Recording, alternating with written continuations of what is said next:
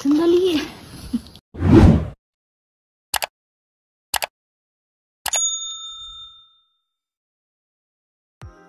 Aktres na si Angelica Panganiban at mister nitong si Greg Roman muntik nang maghiwalay dahil sa tsokolate. Ang magiging ugat ng hiwalayan, saad ni Angelica Panganiban sa caption nito sa Instagram post niya na makikita sa video silang mag-asawang nag-food review sa sikat ngayon sa online ang viral na chocolate ng Dubai. Makikita kasi si Angelica na pagkabukas sa isang chocolate ay naging excited ang daddy ni Bean na si Daddy Greg sa pagtikim sa chocolate.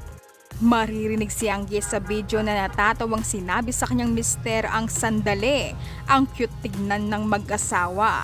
Sa dulo naman ng video ay makikitang mag-isa na lang si Angge kumakain ng chocolate. Biglang bumalik si Daddy Greg na kinukuha ang chocolate na kinakain ni Angge. Ayaw ibigay ni Angge ang chocolate kaya umalis na lang ito na makikita sa dulo ng video. Di naman halatang nasarapan ang mag-asawa sa tsokolate ng Dubai.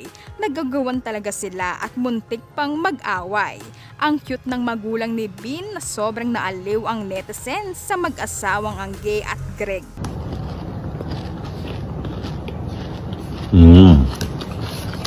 Now I get it.